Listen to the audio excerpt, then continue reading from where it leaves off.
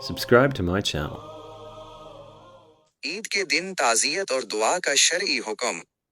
सवाल: ईद उल फित्र या ईद उल अज़हा के दिन किसी मैयत के घर जाकर ताज़ियत करना, वहां जमा होना और मैयत के लिए इज्तिमाई दुआ करना शरअन कैसा है?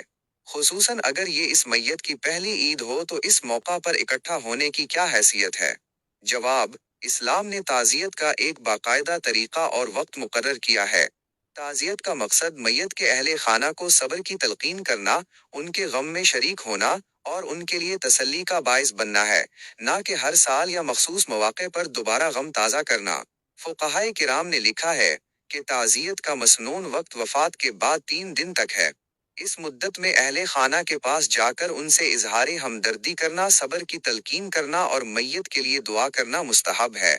अलबत्ता अगर किसी उज़र की वजह से ताज़ियत करने वाला या मैयत के अहले खाना 3 दिन के अंदर मौजूद ना हो तो बाद में ताज़ियत करना भी जायज़ है, क्योंकि इस सूरत में ताख़ीर मजबूरी की वजह से हुई है।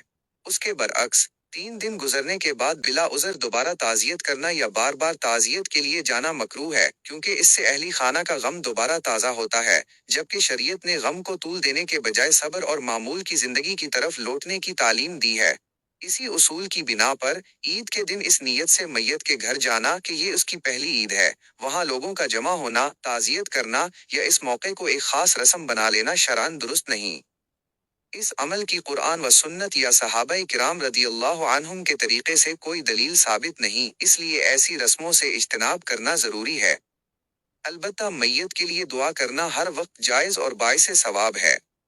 इंसान अपने घर में नमाज के बाद या किसी भी मुनासिब वक्त पर इनफरादी तौर पर मैयत के लिए मगफिरत और बुलंदी दर्जात की दुआ कर सकता है।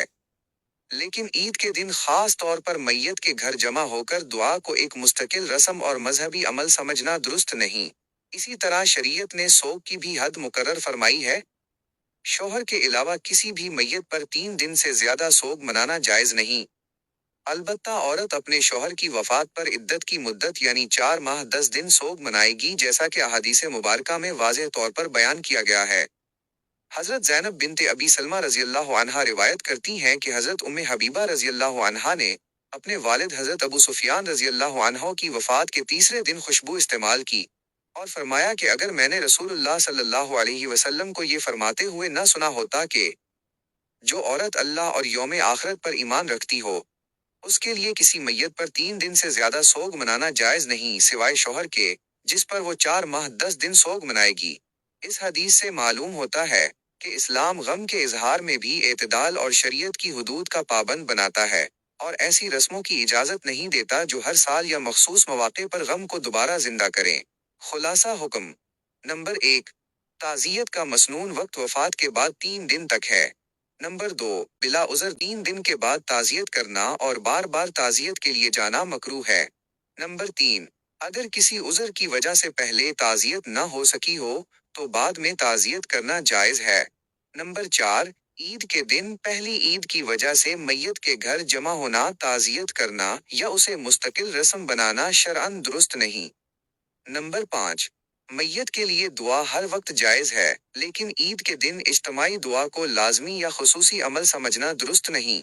नंबर 6: शौहर के अलावा किसी भी मैयत पर 3 दिन से ज्यादा सोग मनाना जायज नहीं, जबकि शौहर की वफात पर औरत 4 माह 10 दिन इद्दत और सोग की पाबंद होगी। वल्लाहु आलमु बिस्सवाब।